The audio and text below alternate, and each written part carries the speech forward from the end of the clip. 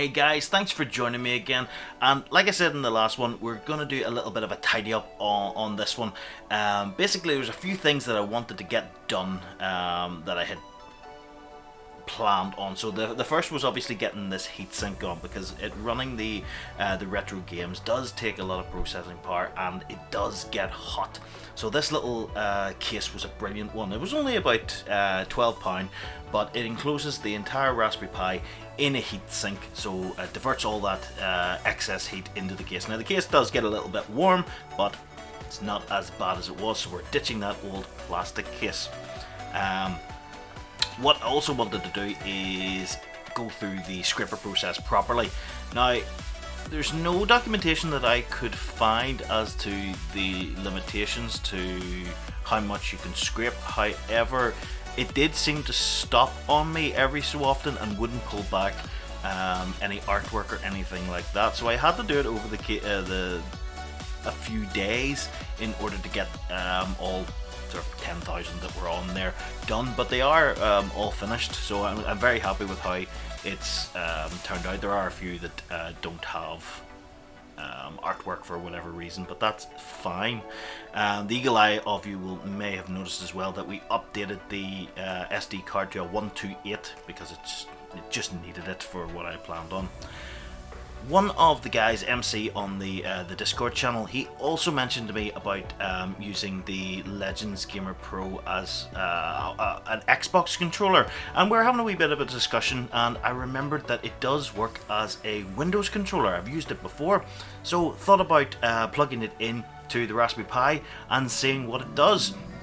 And I can report that yes, the Gamer Pro here does actually work as as two controllers actually here. So it's plugged into the Raspberry Pi, and here we are with one of the games I'm very pleased I got running, which is Marvel vs. Capcom 2. The controller synced up beautifully. When I powered on the Raspberry Pi, it said it detected two new controllers. Go through the configuration, which we did, and it works as a fantastic fight stick.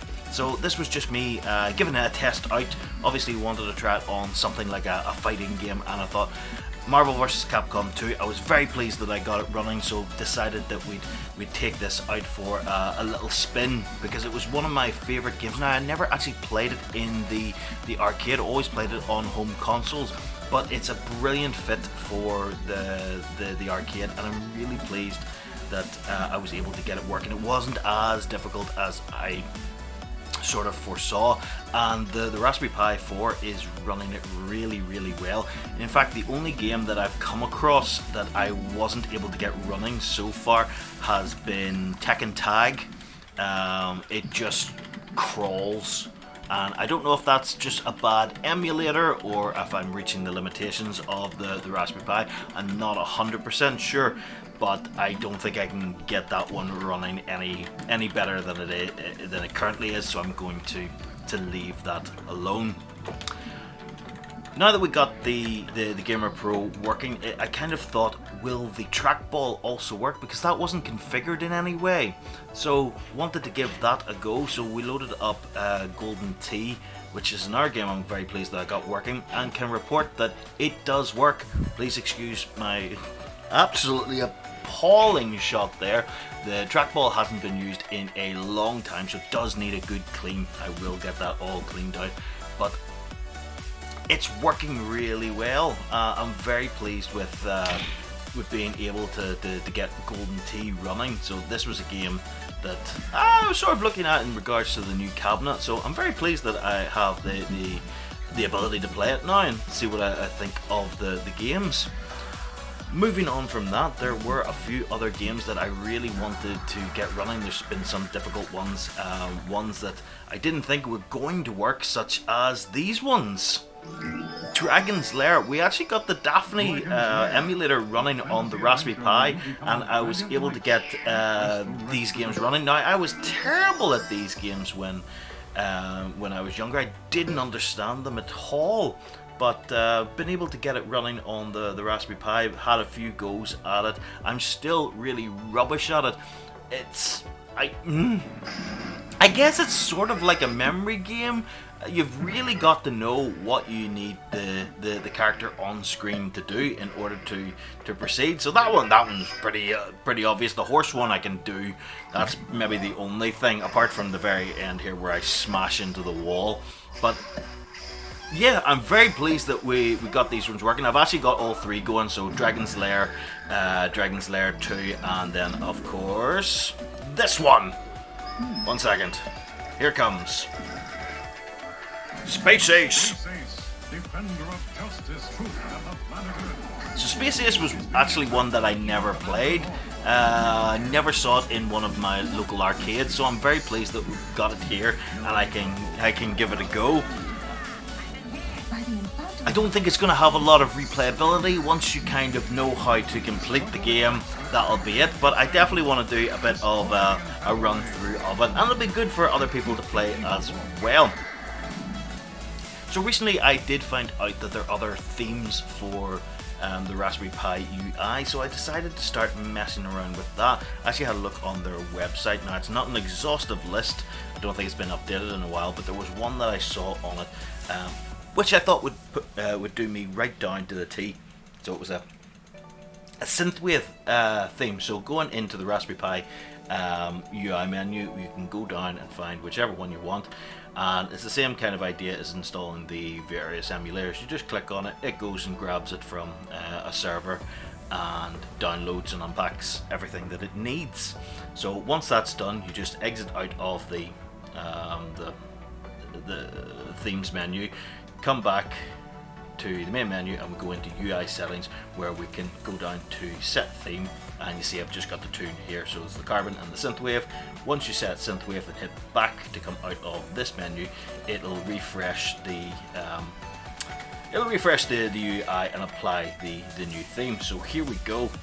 Now I wasn't entirely happy with this one because it didn't really show any new items. It's actually just taken directly from New Retro Arcade, which is a VR game for building arcades, which I have. So when I saw that, I was a bit disappointed, but there are loads of other ones out there, and so I went back into the menu and see what else they had. Like this one, for example, is really cool. It's actually based on the classic arcade one-ups, or the first generations. I thought that was really cool, actually. Then we have like a pixel menu, again, very cool.